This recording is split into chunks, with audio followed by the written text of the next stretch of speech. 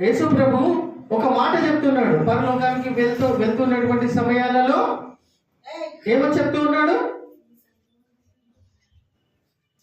చదవండి అమ్మా, త్వరగా చదవండి. సంతోషము పరిపూర్ణమగునట్లు అడుగుడి మీకు దొరుకును అని ఎవరికి చెప్తూ ఉన్నాడు?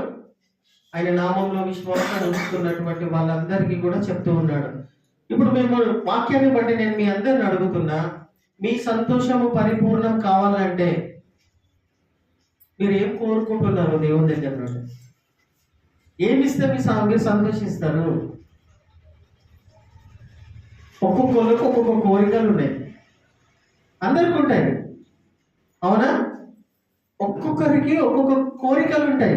ప్రత్యేకంగా దేవుని బిడ్డలకు దేవుడు తన కోరికలను, వారి కోరికలను తీరుస్తాడు, వారి అవసరతలను తీరుస్తాడు. అయితే యేసు ప్రభు ప్రత్యేకంగా ఈ మాట ఎందుకు చెప్తూ ఉన్నాడు?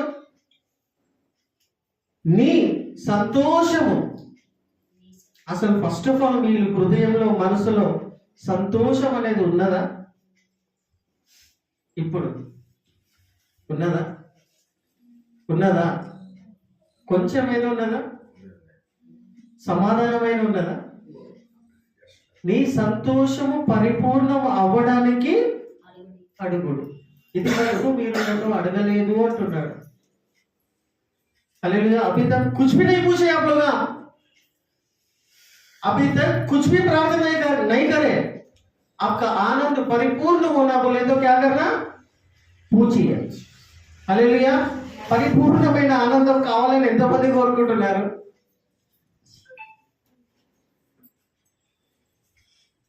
యేసు ప్రభు చెప్తున్న మాటకి ఎంతమంది స్పందిస్తున్నారు? నీ ఆనందము పరిపూర్ణం కావాలా?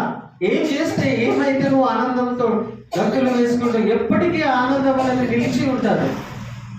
ఒక 10 లక్షలు ఇస్తే చాలా? ఒక 1 కోటి రూపాయలు ఇస్తే చాలా?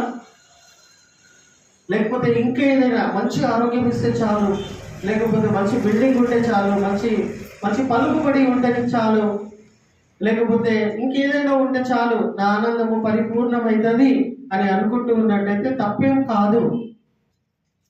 కానీ చాలా ముఖ్యమైనది విషయం నేను మీ అందరికీ కూడా తెలియజేస్తున్నా ఈ వాక్యంలో బట్టి. నిజంగా చెప్పాలంటే మీరందరూ కోరుకుంటున్న విషయం ఏమై ఉన్నదని అంటే, ఏమై ఉన్నది? మీ ఆనందం నిజంగా పరిపూర్ణం కావాలి అంటే మన సంఘ సభ్యులు అందరూ కూడా అందరిలాగా మామూలు బ్రతుకులు బ్రతకకుండా బ్రతికినన్ని దినాలు దేవుని కోసము నేను ఏమైనా చేసినానని, దేవుని కోసము గొప్ప పనులు చేసే విషయంలో నేను ఉన్నాననే తృప్తితో కలిగి ఉండాలి. దేవుని కోసము నేను చేసినాను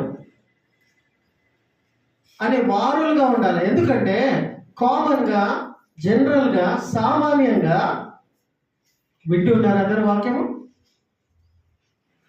మామూలుగా అందరికీ కావాల్సినటువంటి అవసరతల గురించి వాళ్ళు తీర్చుకొని పోతూ ఉంటారు, యాత్ర ముగించుకొని వెళ్ళిపోతూ ఉంటారు, అవునా కదా? మనం అలా కాకుండా దేవుని కోసము ఏదైనా చేసి సాధించి చనిపోయే వారులుగా ఉండాలి. అది ఎప్పటికీ నిలిచి ఉంటుంది. ఎప్పటికీ ఏముంటుంది? ఇప్పుడు మీరు ఏమైతే కోరికలు కోరుకుంటున్నారో, హల్లెలూయా, మీ సంతోషం పరిపూర్ణం కావాలంటే అడగండి అంటున్నాడు. మీ సంతోషము పరిపూర్ణం కావాలంటే అడగండి, అడిగితే ఇస్తా అంటున్నాడు. కానీ ఆ సంతోషము పరిపూర్ణం కావాలని అంటే నువ్వు అడిగితే ఇస్తాడు. కానీ ఆ సంతోషము, ఆనందం అనేది తాత్కాలికమైనటువంటిదే. అర్థమవుతుందా? తాత్కాలికమైనటువంటిదే, టెంపరరీ. ఆ టెంపరరీ ఆనందం కోసము, సమాధానం కోసము, ఆ టెంపరరీ ఆనందం కోసము అడుక్కుందామా దేవుని దగ్గర? అమ్మాయిని పెట్టుకొని అర్థమవుతుందా? ఆ టెంపరరీ ఆనందం కోసము మనము we should not waste our time. Hallelujah. అందరు ఇక్కడే ఉన్నారా? టెంపరరీ ఆనందాలు వద్దు. ఇప్పటి వరకు బతుకుకుంటూ వచ్చినాం. కొంచెం డబ్బులు ఇస్తే సంతోషం, ఓకే, నో ప్రాబ్లం. కొన్ని బట్టలు వచ్చినా, కొన్ని కొంచెం బిల్డింగ్ వచ్చినా, కొంచెం కార్, ఓకే, వద్దు. టెంపరరీ థింగ్స్ అని వాళ్ళు కూడా. అప్పుడే నువ్వు సంతోషిస్తావు, ఆనందిస్తావు, గొప్పగా చూపించుకుంటావు. మళ్ళీ తెల్లారి మరుసటి దినమున ఆనందం అనేది నీ లోపల నుండి వెళ్ళిపోతుంది. ఉంటుందా? అప్పటి వరకే ఉంటుందా? ఒక ఆయన మొన్న చెప్తూ ఉన్నాడు, 1,40,000 పెట్టి పెద్ద ఫ్రిడ్జ్ కొనుక్కుంటాడ. కొనుక్కోక ముందు ఆ ఫ్రిడ్జ్ మా ఇంట్లో ఉండాలి, కొనుక్కోవాలా అని మా ఫ్రెండే చెప్తూ ఉన్నాడు. వాడు ఏమంటున్నాడు అంటే, ఈ फ्रिज के लिए 1,40,000 रुपये का फ्रिज लाना बोल के बहुत ख्वाहिश था, प्रेयर करा और मेरे को वो 1,40,000 रुपये का फ्रिज घर में ला लिया. ला के भी 1 महीना हो रहा. लाने से पहले लाना घर में लगाना देखना अच्छा रहना बोल के था, लेकिन 1 महीने के बाद उसके ऊपर है सो ख्वाहिश, इच्छा, आनंद चले गया. వెళ్ళిపోయింది. 1,40,000 పెట్టి తీసుకొచ్చిన ఫ్రిడ్జ్ 10 మందికి 10 लोगों को बता लिया, इतना बड़ा फ्रिज ला लिया मेरे घर में, इतना बड़ा फ्रिज ला लिया मेरे घर में. ఇంత పెద్ద ఫ్రిడ్జ్ తీసుకొచ్చి పెట్టినా చుట్టాలకు, పక్కాలకు, స్నేహితులు అందరూ చూపిస్తారు, గొప్పలు వినాడు, बहुत बड़ा आदमी है तो बोल के बोल दिया, चल दिया, చెప్పేసి వెళ్ళిపోయారు. అగలే మहीने वो जो आनंद था वो उसको मिला, సంతోషం, సమాధానం ఏదైతే వాడికి దొరికిందో అది వచ్చే నెలలో లేదు. హల్లెలూయా. ఉండదు. All these things are temporary things, but it is necessary. ఇది చాయే, అవసరమే. కానీ టెంపరరీ వస్తువుల కోసం ఇంకెన్ని రోజులు పాకులాడదాం? ఈ టెంపరరీ ఆనందాల కోసము ఇంకెన్ని రోజులు కష్టపడదాం? సమజ్ మే ఆ రही मेरी बात? శ్రేష్టమైనది, దేవుని దృష్టిలో నిలిచేది, దేవుడు ఇష్టపడేది అడుగుదామా? నీ కోసం కాకుండా, నీ కుటుంబం కోసం కాకుండా. అట్లానే నీ కుటుంబాన్ని, నీ పిల్లల్ని, నీ సంసారాన్ని దేవుడు పట్టించుకోడు అని అనుకోకు. హల్లెలూయా. హల్లెలూయా. ఒక్క వచనంలో దేవుడు అన్ని కూడా అవసరతలన్నీ తీరుస్తానని వాగ్దానం చేసిండు. ఈ ఒక్క వాగ్దానం, ఈ ఒక్క వచనం మనం నెరవేర్చిన వాళ్ళందరూ కూడా అది ఏమై ఉన్నది అందరికీ కూడా తెలుసు. దేవుని నీతిని, దేవుని రాజ్యమును వెతుకుతూ ఉన్న వాళ్ళు అవన్నీ కూడా తెలియదా? అవన్నీ కూడా ఎంతమందికి వాక్యం తెలుసు? మొదటిగా దేవుని నీతిని, దేవుని రాజ్యమును వెతకండి. फर्स्ट ऑफ ऑल, सबसे पहले क्या देखना चाहिए? इसके लिए क्या चीज ढूंढना चाहिए? यीशु प्रभु का राज्य और नीति को जो कोई भी खोजेगा वो सब कुछ भी उसको दिए जाएगा. హల్లెలూయా. అవన్నీ కూడా మీకు అనుగ్రహించబడతాయి. చదవండి వాక్యము 6:63 అనుకుంటా, యోహాను. మత్తయి 6:63 చదవండి. చదువుకొని మనం వాక్యంను ముగించుకుందాం.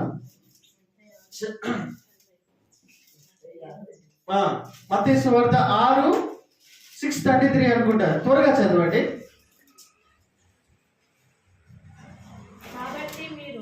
కాబట్టి మీరు